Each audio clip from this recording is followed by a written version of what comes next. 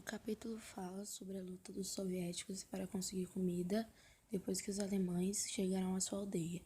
Eles invadiram suas casas, dormiam em suas camas e no dia seguinte ainda levavam embora sua comida e todos os objetos de valor, que eram poucas, pois as famílias que moravam ali eram muito pobres.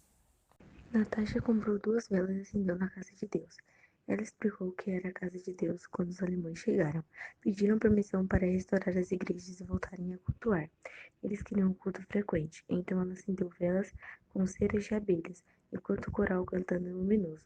Eu observei o certo sacerdote cantando. Ele tinha cabelo grisalho e roupas bonitas. Quando ele acendeu as chamas, parecia balançar a cabeça em minha direção, e eu fiquei assustado, porque senti culpa por minha maldade. Porque parecia errado. Era isso que acontecia quando a gente fazia travessura. Eles apontavam o dedo para cima e diziam: Deus vai castigar vocês. Isso despertava mais medo do que amor na gente. Contudo, o que mais me impressionou é a serenidade e reverência que os adultos mostravam na sua conduta. Eu senti que estava pisando em um solo santo e senti que deveria voltar à igreja. Eu tinha 6 anos na época. Depois passei a frequentar os cultos sozinha. Agora eu vou falar um pouco sobre o capítulo 8 do livro Por um Fio. Eu gosto muito desse livro porque ele fala muito da como que era a sociedade no período da União Soviética, na perspectiva de uma família ucraniana. Então, tem alguns pontos que eu quero destacar. Um deles é como que o trabalho e as pessoas que eram bem-sucedidas eram vistos naquela época. Por exemplo, que as pessoas que trabalhavam bastante, conseguiam ser bem-sucedidos, eram vistos como simplesmente parasitas, miseráveis e gananciosas, ao invés de serem vistas reconhecidas pelo seu trabalho. Um exemplo quando isso acontecia, quando uma pessoa era bem-sucedida e conseguia bastante terra, por exemplo, ela teria que ter toda a sua terra distribuída, teria que ter todos os seus bens distribuídos com as outras pessoas. Que isso beneficiava muito pessoas que não faziam nada, que não trabalhavam, não faziam nada da vida. Um exemplo que o livro nos dá é o caso do Gregory, que ele era um fazendeiro que ele trabalhou muito para conseguir ele conseguiu tudo que ele tinha conseguido, as terras, mas ele teve que distribuir todas as suas terras com pessoas como Billy, que não trabalhavam, não faziam nada da vida. Esse é um ponto que eu queria destacar. O outro ponto era como que o sistema de saúde era bem precário. Quão precário o sistema de saúde naquela época da União Soviética era. Por exemplo, como que Alexa, ela teve que raspar o cabelo dela para não contrair piolho, e além disso, por causa que não tinha para fazer uma cirurgia, e também ela ainda teve, por causa que não tinha analgésicos, não tinha nenhum assim, não tinha nada para aliviar a dor, ela tinha que os funcionários tinham que balançá-la numa rede para que pudesse aliviar a dor um pouco. E também é isso que eu queria falar. E é isso. O capítulo fala sobre a luta dos soviéticos para conseguir comida depois que os alemães chegaram à sua aldeia. Eles invadiram suas casas, dormiam em suas camas e no dia seguinte ainda levavam embora sua comida e todos os objetos de valor, que eram poucas, pois as famílias que moravam ali eram muito pobres. Nessa época, a fazenda coletiva havia parado de funcionar, por causa das brigas constantes entre alemães e soviéticos. Por isso, os aldões dividiram os lotes entre si. Lá eles dividiram os trabalhos. Todos tinham sua função, até mesmo crianças, tanto na parte da horta como na parte dos animais e campos. Natasha morava a pouco mais de 1 quilômetro de nós. Ela era uma mulher alta, com semblante sereno que expressava amor e doçura no olhar e no comportamento.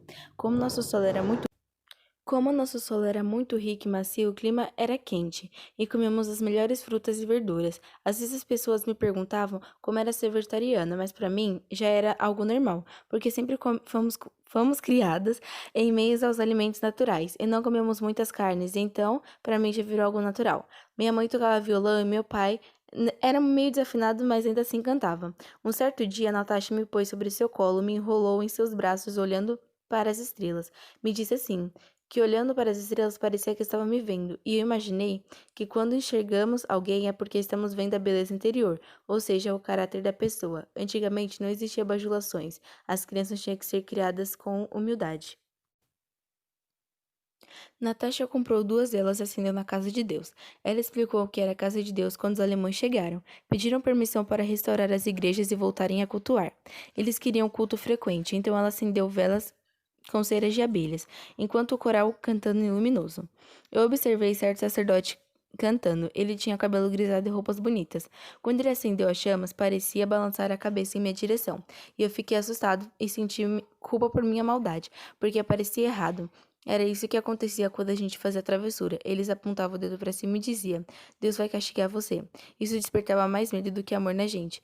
Contudo, o que mais impressionou era a serenidade e reverência que os adultos mostravam em sua conduta. Eu senti que estava pisando em solo santo e senti que deveria voltar à igreja. Eu tinha 6 anos na época e depois passei a frequentar os cultos sozinha.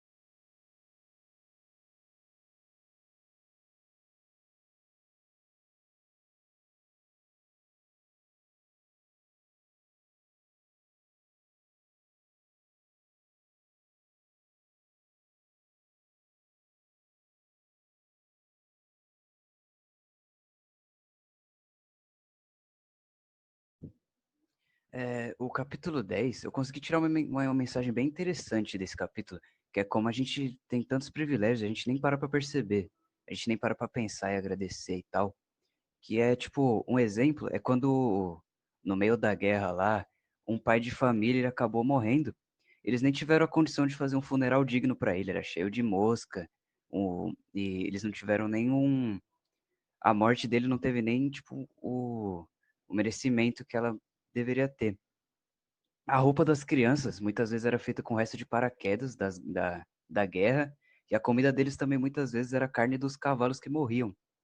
E o livro também mostra em como, mesmo nessa situação, ainda é possível tirar a lição. Tipo, a protagonista do livro, ela viu uma situação lá que era uma mulher brigando com um soldado por uma galinha.